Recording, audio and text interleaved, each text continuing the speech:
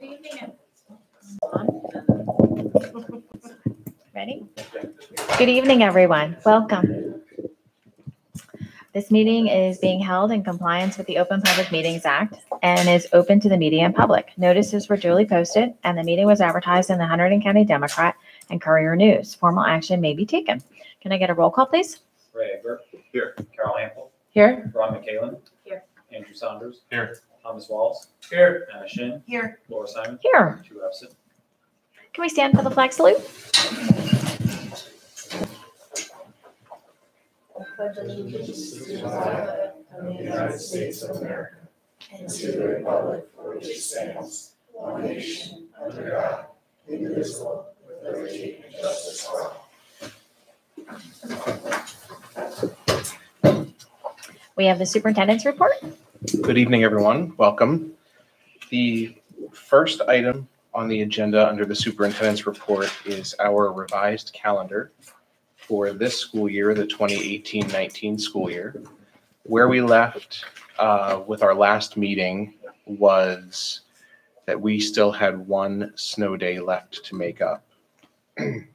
My proposal and action item 6.02 on the agenda tonight is to make up our final snow day by having a early dismissal day for students and a curriculum day for staff on March 25th, which is currently a full day staff and service day. So we would be changing it to a half day for students or early dismissal for students, and then a curriculum day for staff, extended curriculum day for staff. I don't want to say too much and jinx us with the weather. So after looking at all of the options, knowing that this is the day that we have left, this is the option that I felt still allowed us to get 1 additional student contact day and didn't disrupt the spring break or the end of school, which is currently on a Friday. So I'll be asking the board to consider that under agenda item 6.02. Any questions? When I look at the calendar and it has that color, Mhm. it looks like it's a full day. Is there any way? Pick another color. I don't know. This way people know it's a half day A half day. for students. Yeah. We could turn it into a yellow day to make it consistent with all of the other half day for That students, sounds good. which we could do.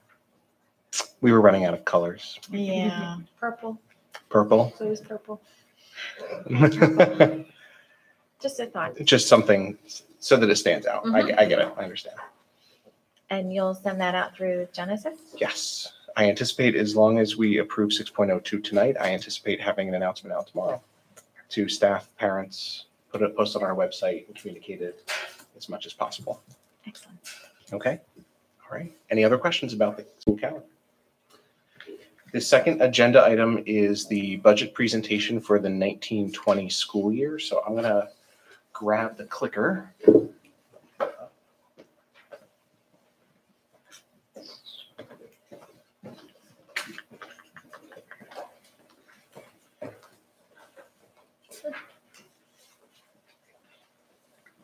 Okay. So this is the budget presentation. Make sure I'm on. This is the budget presentation for the Board of Education to present to you the budget for the 1920 school year. So as we develop the budget, there are a couple of things to keep in mind. I feel like the budget that we're preparing for next year really is a culmination of a couple of things. First, the work that's been done by the Board of Education, our committee meetings, the conversations that we've had, as well as the initiatives that we have in committee meetings discussed throughout the school year since July, since I've been here. The work done in leadership meetings by the administrative team, in faculty meetings with the staff, and really the board's commitment to the overall student experience here in Readington Township. And finally, I'll say as a new superintendent, I made, I guess, what I would call a promise to the board in my inaugural year to really take the time to listen and learn and analyze and reflect, and then finally to propose to you some sort of action. So I think what you're going to see in this presentation is all of the work that we've done, but all of the learning that I've done about the district and trying to set the stage for the future. So to start, our budget goals are really our guiding principles or our compass and what guides us and directs us on how we develop our budget each year. So these are our guiding principles. First, to make every attempt to present a budget at or below the 2% state imposed cap with some allowable adjustments, adjustments specifically like banked cap, so that we can enrich students' academic experiences and without negatively impacting our population. Secondly, to balance class size guidelines with scheduling efficiencies for staff. So we have really great class size guidelines here in Readington, and we made every attempt when we're looking at staffing to maintain those small class sizes because, as we know, and I believe even as Dr. DeFavis talked about last year, small class sizes, reasonable class sizes are great indicators of student success for the future. To enrich student academic experiences, and this is not just about enrichment programs. This is about the overall student experience here in Readington, everything from G&T programming to clubs in sports, to field trips, to intervention programs, to programs that fall under pupil services, to think about the entire child, the whole child and their experience here in Readington. And then finally, to continue to implement our district strategic plan. We're going to be heading into the final year of the strategic plan, and we've actually even built into the budget some strategic planning work for next year so that we can honor the work that's been done thus far and wrap up our current strategic plan, but then make some plans for the future to set the vision and the direction for the district for the next 3 to 5 years or so. And we're going to start that work next year. If you take a look at our enrollment forecast, this is our anticipated enrollment 1920, which is 1,460, compared to our demographer study of 1,586, and our current pre-K through 8 enrollment, which is 1,508. That number does include our out-of-district students. And something that we have to really wrestle with as a district on the next slide is when we think about our student enrollment and what's occurred over the past several years. We've been faced with the challenge of a declining enrollment, but also still having to maintain a certain level of service here in Readington. So we have to balance this with the academic programs. So in thinking about this too, and planning for next year, we want to maintain our class sizes, and we also want to make sure that we honor the fact that we have a challenge of student enrollment, but at the same time, we have to remember too that there are plans in motion, perhaps for incoming students and development that are in the near future. So anticipated elementary class size, based off of our numbers, this is what we anticipate for next year as our enrollment. So you'll see grade 1 class sizes being in the teens at 17 and 19, grade 2, 15 and 20, grade 3, 18 and 15. By the time we hit grade 4, we're looking at 22, and grade 5, 18 per class. So our district class size guidelines are also below a maximum size of 21 in K3 and then 22 in grades 4, 5, which are again are really good, efficient class sizes that allow us to get a lot of work done and allow students to maximize their educational experience. So the next slide really talks about staff positions, but I also think that this really talks about not only staffing, but programs and initiatives for next year, and some of the things that we've been talking about in leadership as well as in committees. So first, you'll see that we've built into the budget 2 new full-time coaching positions for literacy and math. So these would be instructional content coaches. And when you think of the word coach, it's exactly like you would think for a baseball and soccer coach. These are teaching staff members that are being used as coaches for other teaching staff members, their classroom counterparts. They provide this instructional support for teachers. So the coaches, or the goal of the coaches, is really to assist with the implementation of new programs, instruction, intervention for students, modeling lessons, modeling research-based practice, analyzing data, providing district-wide PD, even providing individualized professional development for teachers who may require it, and really to overall improve instruction. Research suggests that the districts that have implemented coaches in areas of literacy and math, the research says that it improves a number of things. Teacher self-efficacy, it improves student achievement, it improves overall instruction. In fact, there was one of the articles that I think I shared with the Ed Tech Committee that basically the title was Coaches Got Game, which is when you implement instructional coaches, they really do benefit, that students really do benefit from the implementation of instructional coaches. You'll see pretty critical here that this is just a position reallocation. This is not adding staff, but rather reallocating positions to the two coaches. Again, this is achieved through our declining enrollment. We don't need teachers in classrooms for our class size benefit, but rather we can reallocate teachers to take on some other positions like this. We were in conversations with Chief Greco and the township about potentially looking for a shared service with a part-time officer. So if Chief Greco is able to find a Class 3 officer, which is what he's looking for, to be able to have some additional hours if we need it through a shared service agreement with the township. We're looking at taking a transportation clerk through our shared service agreement with Branchburg, and that position is currently part-time, and we would be making that full-time. A new behavioral disabilities program. So we've come to learn, like I said, if you think back to the first slide where we talk about some of our goals and initiatives and the strategic plan, we've come to learn, and in conversations I've had with administration, that we have students who have specific behavioral needs, and we're programming for them here in district currently, but there is another way that we could potentially program for students and tailor our program to their more specific needs. We have 2 full-time behaviorists on staff. We have psychologists and social workers. We have the resources right now to implement this self-contained program, and this allows us to program much better for students who may require this. We've added some additional teacher aides, which are driven by IEPs, our individualized education programs. So there are some students with special needs who require assistance of an aide, part-time, full-time, or for a couple periods a week. We want to make sure that we honor those IEPs and what's decided by the child study team. So we've added additional teacher aides.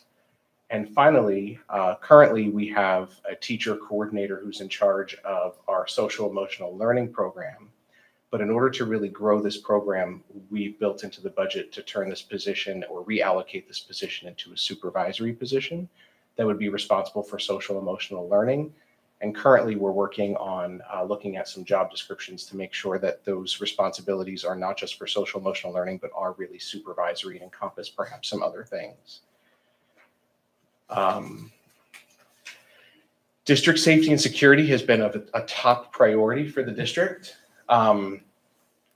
So I would say that if I had to guess, or if I had to tell you what one of the most important priorities of the district when I came here in July was, it was safety and security. It was clear to me in my first couple of meetings with committees as well as with the Board of Education that safety and security was something of primary importance and that there were areas for us to grow. So the first thing that we've talked about, and I presented back in December, is the construction of 4 security vestibules to be located at White House School, 3 Bridges, here at the board office, and over at RMS. That project is scheduled to begin the day school lets out. So we're really looking forward to that. Expanding other physical security enhancements with the vestibules, we're also going to expand our access control systems. We are going to add visitor management systems, which allow us to scan driver's license of visitors and track those who are coming into our buildings. We are also looking to do just routine maintenance projects that are related to safety and security. Our curbing, painting, creating an area for the wrestling mats for a storage area so that it's not easily accessible for students, where they could potentially get hurt or do other things in areas of the building that may be a little less supervised. Roofing repairs, air quality monitoring have been built into the budget. Enhanced maintenance to the track here at Hollybrook to ensure that we're maintaining that the best we can in the condition that it is, that it currently is in. Our expansion of our behavior programs and those resources, social emotional learning, these two things that are instructional programs are also related to district safety and security and our overall climate and culture in the district. Improving lighting and our pathways, just like the lighting project that was done out here. And then security enhancement with our 3-year security plan, which we've discussed in the past, that we have not only, this is year 1 or year 2, I want to say, of 3 years that we're going to be heading into doing other security upgrades. So I'm going to start to get into the slides that are not my area of expertise. So there's lots of pluses and minuses, Jason. So if there's anything that you want to add, please feel free. The first slide is debt service. The board has been very responsible in refinancing our debt over the past couple of years. So you'll see, as you look, you'll see in debt service that we've looked to try to reduce the overall amount of debt that we owe by refinancing, essentially at lower rates. And this slide shows you that. Go ahead. Just to add to that, there is also money we get from the state for debt service aid that is relating to when we finance certain projects. We have been able to tap state monies, and as a result of that, we do get some debt aid related to that, which also drives down our total taxes. So we raise less taxes for debt service because the state is providing some money. Yeah. Our state aid and tax levy general fund. So here's our total state aid in 1920. So you'll see that we have a little bit of an increase in our state aid from last year, which is great news. And you'll see the increase from last year in the tax levy overall.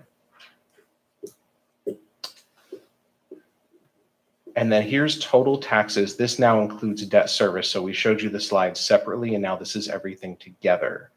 So you'll see total overall with taxes, our total taxes are just above 31 million. Our difference over last year is 706,000 for an overall increase in 2.288% in taxes this year. So this also points to the fact that the Board of Education over the past several years, I should say, historically, you can see areas where there was a lot of fiscal responsibility, perhaps as a indication of some of the declining enrollment. But in the past couple of years, we've noticed that we've started to increase slightly taxes to 1.17%, 1.83% to last year, which was 4.4%, and then this year 2.288%. So the board has been very fiscally responsible over the past 10 years. And now there's a need for, percentages to, taxes to increase and percentages to go up, at least this year, for 2.28%. So what is the overall impact on the average assessed home of approximately 360,000? We're talking about, I'm sorry, let me pause. Jason, is there anything you had to add to this slide or even this one? I went past them real fast. I know I did that to you. No, just realized that there are mandated increases in contractual requirements relating to salaries and benefits, which really drives the need for potential increases in the tax levy. So 75%, 76% of our budget is salaries. If you include benefits, that number goes to around 85% of our budget is salaries and benefits. Salaries in any given year are above 2%. Health benefits, as everyone knows, has been going up dramatically. So trying to manage those large increases while maintaining a tax levy that's responsible is the challenge that the district has every year. So that's really reflective in the numbers. And then finally, just briefly, so the approximate increase over the course of the year for the average home is $117 for the school budget taxes. And then here is our tax rate for the 1920 school year based off of the average assessed home. And Jason, I don't know if you have anything to add on these two slides. No, not really. I mean, Okay. the assessments, the tax rate is based on overall assessments in town, as well as the average assessed home, which you can see has fluctuated very minimally over the past several years. So it's been relatively steady, the tax rate, but there has been a slight increase over the past several years. Mm-hmm. If you compare that to 2010-11, there was a slight dip, and now it's back up. So that concludes the budget presentation. Again, this looked pretty similar to last year's. I think that was it. Yeah. So that is everything. I'll go sit back down. I'm sorry for my back.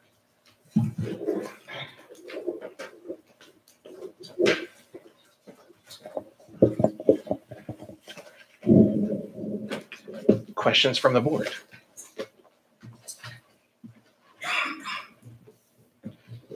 It was that good? It was awesome. That riveting. Yes. All right. No question. Okay, we're now open to the public, limited to action items on the agenda.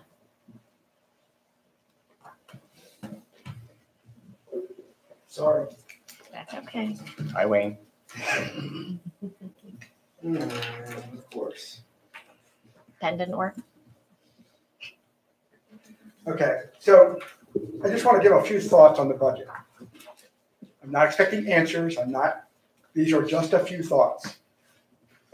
Congratulations on getting something, pulling it together. Everything that I see looks reasonable. But one comment I'd make is if you can drop the budget by $17,000, you're down under the 2% cap.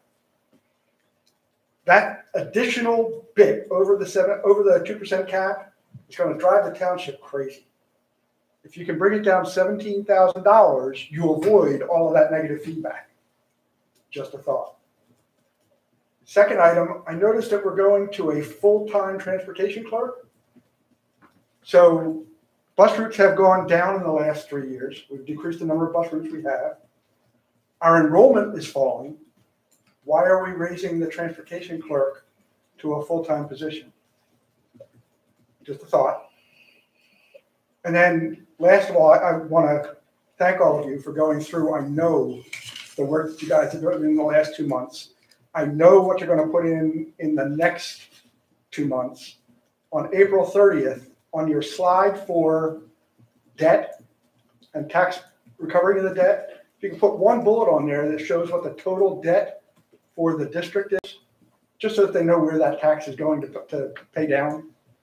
There's a big debate going on in the township right now about indebtedness, and they're blaming a lot of it on the schools. And I think it might do you some good PR to point out that ours is one of the lowest of the debt items. Biggest ones are the high school and now the township. So it might help to ease feelings in the township if you can show a number on there and you can point to it. That's all. Thanks, Wayne. I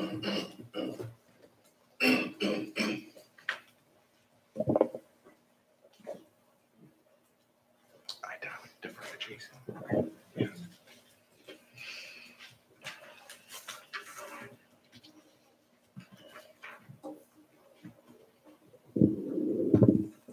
Hi, everybody. Hello. I'm Melissa Bulow. I'm a taxpayer, and I'm a 4th grade teacher at Hollenbrook School. I want to thank each and every one of you from the bottom of my heart. I feel like you're all here for the right reasons. You work so hard. You volunteer. You put up with things that I could never do. And I thank you for that. And I wanted to put a face to what your decisions make every day. It's just not a number. It's people like me that affect children every day. Thank you for finding Dr. Hart. I know that you worked hard and long, and he picked up right where Dr. DeFavis left off, and we needed that. Our morale is up. Things that have been problems that I thought were common sense, he came in, he used his intellect, his data, and his heart, which is so important when you're working with little kids. I just can't say thank you enough. My everyday helping children is affected by everything you do. And even though I would like to say those tough times when we had that flat budget for all those years, it didn't affect the kids. It affected my household income. Now that my taxes are going to go up $100 a year, that's a lot less than the money I was putting out to buy my kids stuff in my classroom.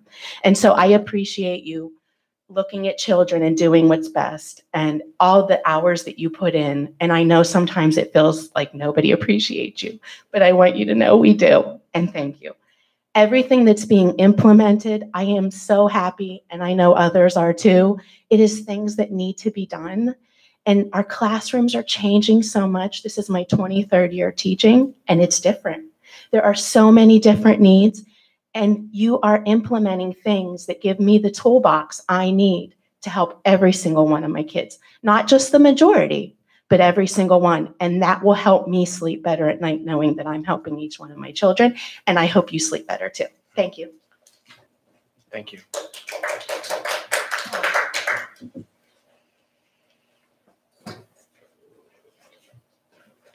Hi, I'm Mark Sens. I'm a taxpayer here. Thank you guys for everything you do. I'm part of different volunteer boards, and I know it's hard to do and find the time, and really appreciate it. The one thing, this is the first time I've seen the budget and looking at it. I've seen it in the paper and really haven't gotten into this much detail. But one thing that I think you may want to be prepared to talk about as others start looking at this, we had in the last 10 years a 21.05% decrease in enrollment, and we've had a 15% increase in our budget with this year's percentages. So to me, that's going to be an issue that people are going to have. So I'm sure you guys have looked at it, but the optics are pretty, 21 down, 15 up. That's a big optic that people are going to have questions, I believe. Thank you. Thank you, Thank guys. you. I'm sorry, I've got a question. Yeah, go ahead. What was the time frame? Final budget adoption? From the gentleman? Did you say 10 years? Yeah, last 10 years, 10 it was years, a 21% decrease in enrollment. I had to guess from, it looked like it was 19, sorry, yeah. That's It's okay. My apologies. It looked like I had to kind of guess from this slide that the enrollment was about 1,900 in 11-12, and it's dropped to about 1,500 in 18-19. In fact, this doesn't have, actually looking at this, 19-20 would be another decrease beyond it, so it would increase the reduction in enrollment above that 21%. So here it's 10 to 20, but when you go back to the budget enrollment history, it's from 11 to 19. So 11-12 to 18-19, I think if you took the enrollment down, there's another 160 or 140 students lower in 19-20.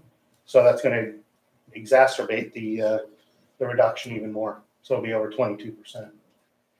And then the budget, I just went by what you had on there. Thank you. You just sign in. Oh, I can do that.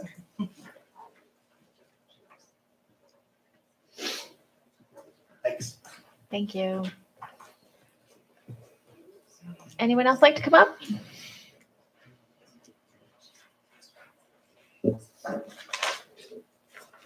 Okay, we're going to move into correspondence. We had one correspondence from our between our last meeting, and there were various questions. Do you want to review the changes that we're making based on Wayne's I had that. suggestion? I can do it now, certainly. I did have it on the agenda for unfinished business, just to follow up with the board. Okay. I'll we'll do go it through that. Sure. Okay. Moving into administrative reports. Can I get a motion to adopt 1.01 to 1.02? So moved. Second.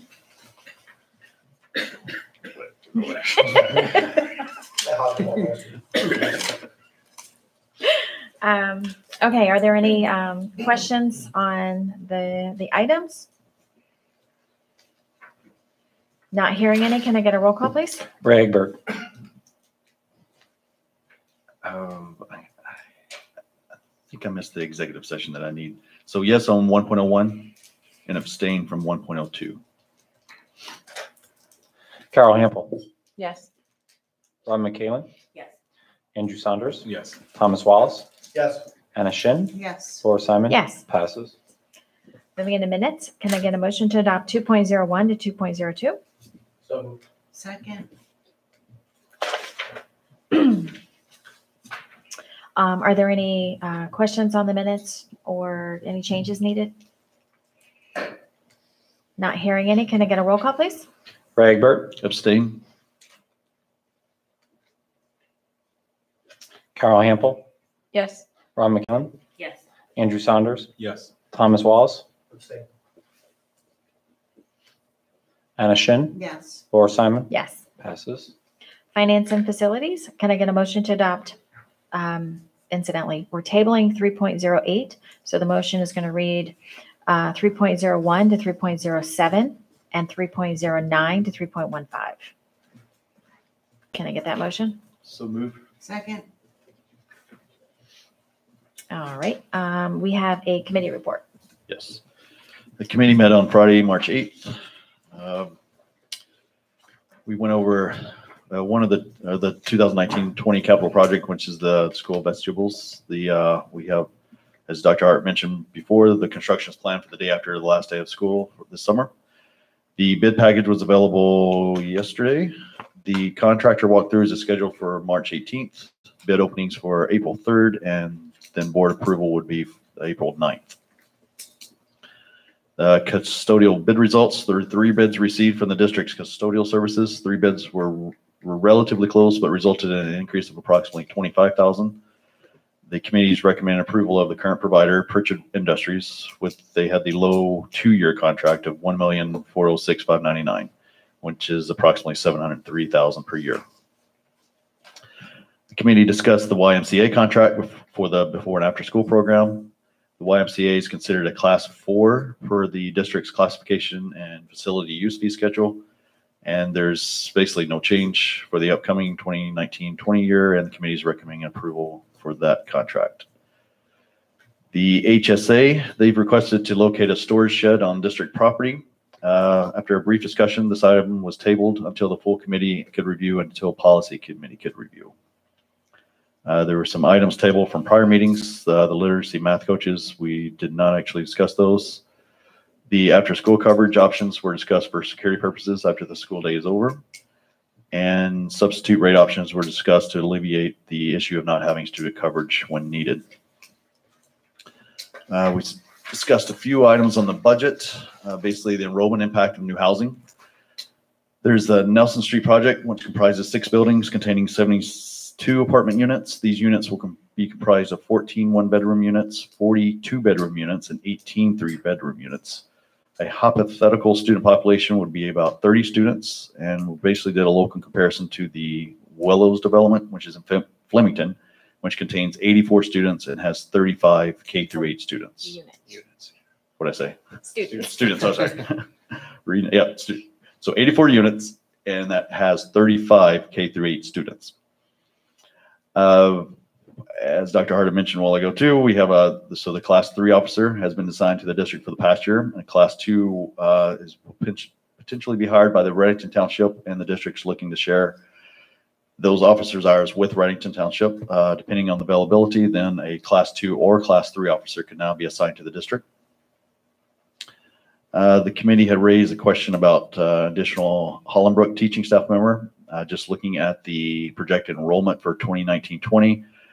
For the whole district, the only area concern was the 4th grade class having an average class size of 22 students. 3 students are expected to be in a self-contained classroom for the full day, which would provide some classroom size flexibility. And Dr. Hart's going to monitor this enrollment through the next few months, and then and we could consider reassigning staff if the need arises. And he does not anticipate a need to hire an additional staff member. The salaries of the 4 confidential secretaries were reviewed. We also reviewed the budget presentation, which you saw tonight. And the state aid numbers were just released for our meeting, and you saw those numbers of the approximately 1,700,000 from the state aid. And the tax levy was, as you saw, was 29,566,452. We have a couple of shared services contracts, one with Tewksbury, one for Branchburg. The Tewksbury covers the technology support services that our district provides to Tewksbury.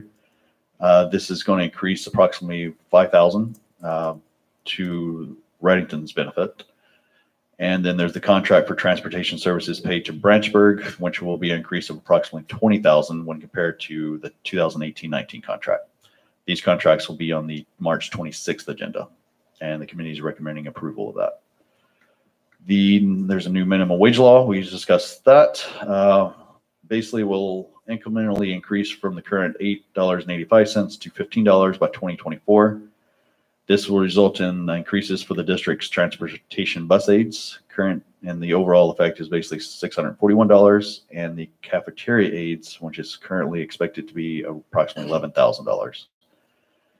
Mr. Bone just desired to implement this increase immediately, basically because the only tax levy effect is $641. The cafeteria aid is actually paid from the cafeteria surplus.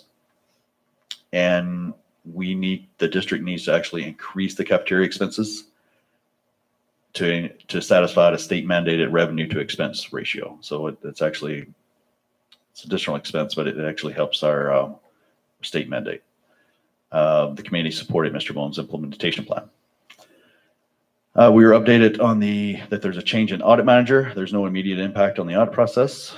The district has been approached by Critical Response Group. They do a mapping of a very detailed map of each school in case of emergency operations by emergency personnel. The total proposed cost for this would be approximately $9,000. And the committee, we had several questions concerning this proposal and decided to table this until CRG could provide a presentation to the committee. And then just finance items and bills lists, other than the items discussed above, they're of normal nature. And the next meeting was planned for April 16th. Thank you. Yep. Are there any questions on the minutes or the agenda items? No. Not hearing any. Can I get a roll call, please? Ray Egbert, Yes. Carl Hample, Yes. Rob McCallum, Yes. Andrew Saunders, Yes. Thomas Wallace, Yes. Anna Shin, Yes. Laura Simon, Yes. passes.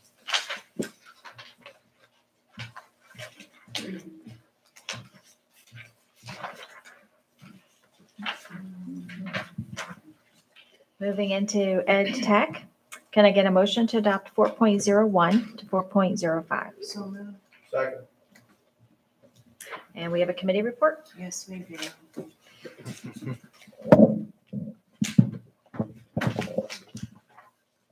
The committee met yesterday morning after having to postpone from snow in February. Fun times. So we talked about the Social Emotional Learning Parent Academy Night. The date is set as of right now for April 15th. It'll be from 6 to 8. There is anticipated to be 2 45-minute sessions, and the committee is currently meeting to set up logistics and to finalize subjects that are going to be presented. We discussed our new phonics program that has been selected. The Teachers College program is what's been chosen. It'll be recommended for approval. Grades K-2 will be implementing it as early adopters, and approximately 10 teachers attended the training on February 27th. 6th grade math and science teachers were invited to Solberg Airport for a tour. Professional Day, as we discussed earlier, it's recommended to change the calendar to make March 25th a half a day for students and a half a day for the professional day. We discussed Future Ready, mostly the pledge. The pledge is step 1 into becoming Future Ready School. We reviewed what the pledge was, which is the commitment. More meetings and more things will come to follow. They are looking for 1 board member, if anyone is interested, to be part of it. Some middle school texts, they're all listed on the agenda. and we are recommending that those texts be approved today. And it's also recommended to approve pay and prep time as well as honorariums for the people who are presenting on the Professional Development Day. Our next meeting is April 8th. Thank you. And kudos to getting your minutes out so fast. Yeah, right? That was pretty good. Okay, are there any questions on the minutes or the agenda items? Not hearing any. Can I get a roll call, please? Ray Egbert, Yes. Carol Hample, Yes. Rob McCallum, Yes. Andrew Saunders, Yes. Thomas Wallace, Yes. Anna Shin, Yes. Laura Simon, Yes. passes. Personnel. Can I get a motion to adopt 5.01 to 5.06? So moved. Second. And we have a report. He's not here. Jared is not Jared's here. not here. I can do it. I can do it too. Oh, I'll read it. Do you have? I can read it, but I'm not part of the committee. Yeah, wait, I can read, I'll read this public. You got it? I have it. Okay. Personnel, wait a minute, speaking again. Personnel met on February 22nd. We discussed a memorandum of understanding with law enforcement. The board is required by the Department of Education to sign the memorandum of agreement. The only revisions made to the new agreement are the required changes by the Department of Education. Substitutes, the police drug, that's where I was going, sorry. The job fair took place at the board offices on, was it the 27th, the actual? Yeah, that was a And- not snow date. No, non-snow day. We And didn't get various staffing and personnel issues were discussed. Sorry. Excellent. Thank you. Are there any questions on the minutes or the agenda items?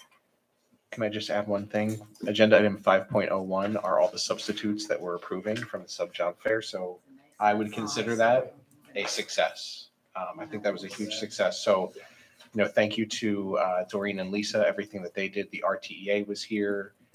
I mean, it was a huge effort. It was really very good. Great job. I would add kudos to you and your team for coming up with the idea Yes. and implementing it. We've never had so many. Yeah. I can't take full credit, but hey. It's a team. All of them with 2 reschedules. Two reschedules. Yeah. Okay, so no questions. Can I get a roll call, please? Ray Egbert, Yes. Carol Hample, Yes. Rob McCallum, Yes.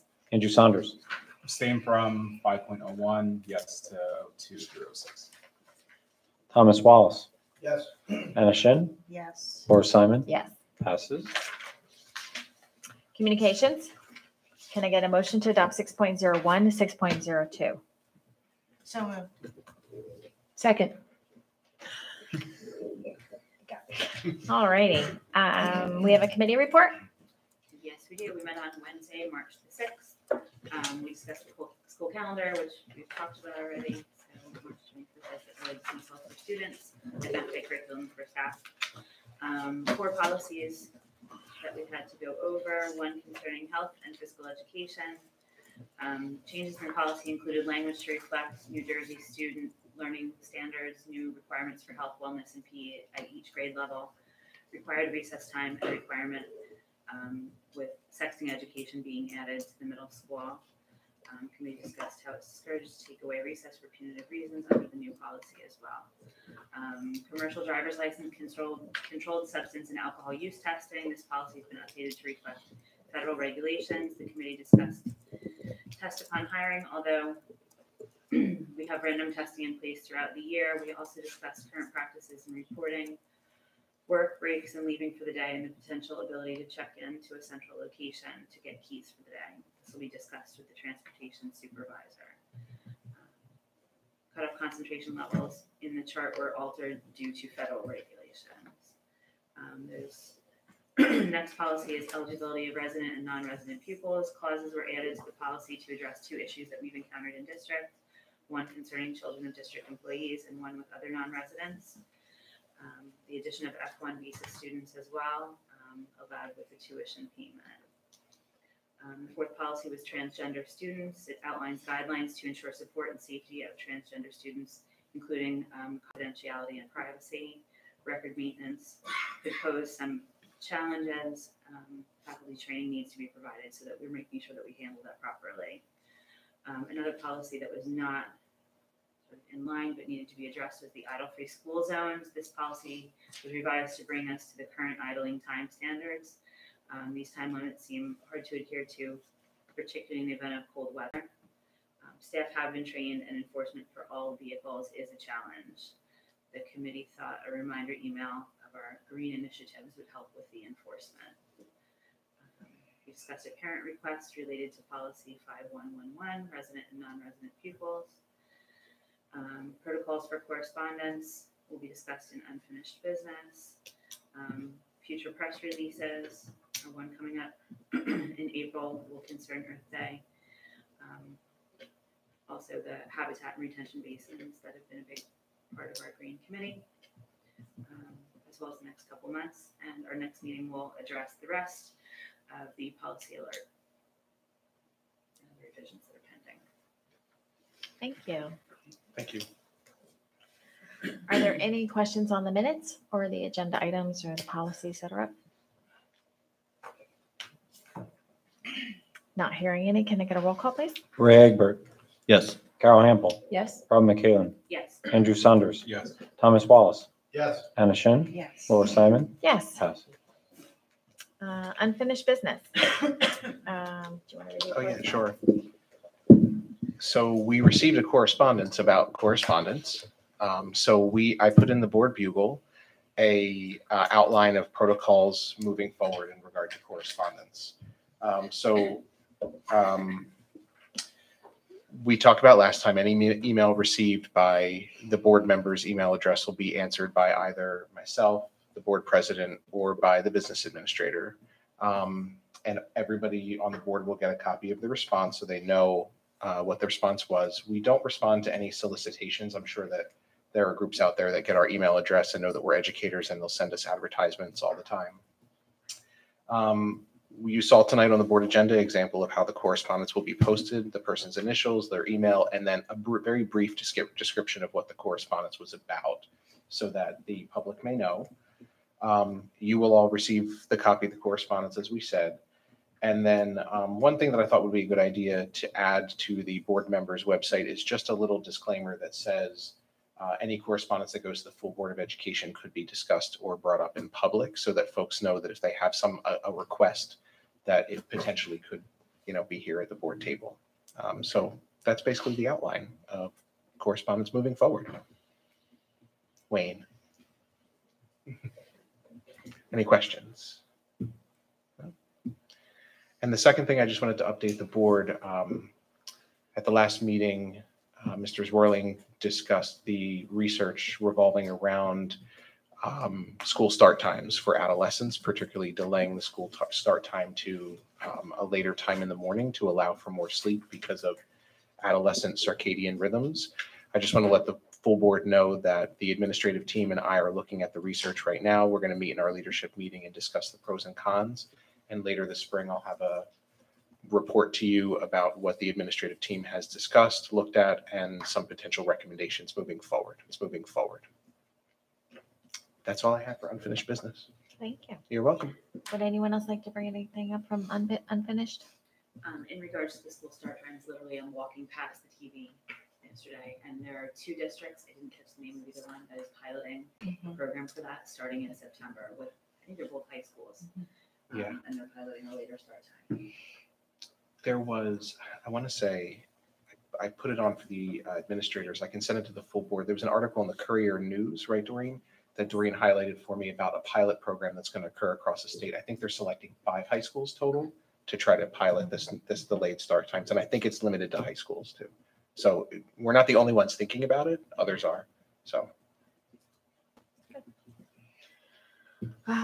New business from the board.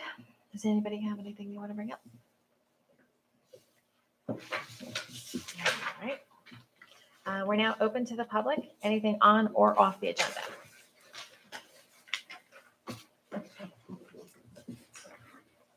Sorry, Ray, you made a comment that triggered a thought. The new development in Nelson Street, expecting 30 pupils.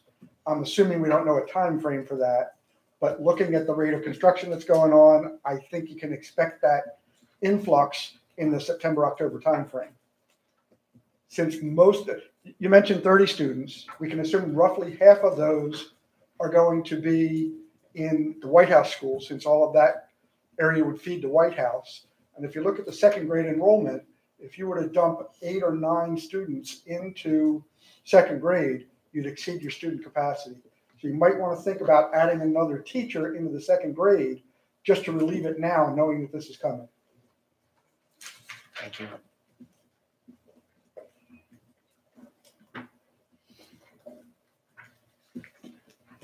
That's the guy who says lower the budget. Well, I will let you know that there have been discussions on, how we might be able to handle the influx if there is one. So he's very much on top of it. Thank you. Are there any other questions? None? Then we're going to move into executive session. Thank you all for coming. Thank you. Can I get a motion to adjourn to executive session in accordance with the Sunshine Law to discuss HIB for approximately 30 minutes, at which time the board expects to return to public session where no action will be taken. The matters discussed will be made public if and when the circumstances requiring confidentiality no longer exist. However, it is not presently known when such circumstances will exist. Second.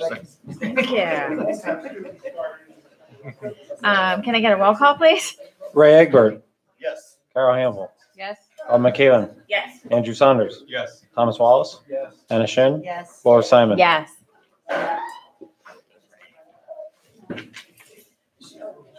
Not for nothing, the high school bus comes 5 minutes after my kids in the morning. Oh, ours comes 5 minutes before. Yeah, 5 minutes after, so they're on the bus before the high school kids, and then the high school's home 20 minutes before.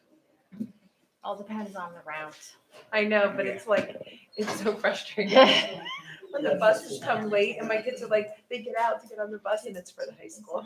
I used to do that. I'm sure which was. Yeah. It's time.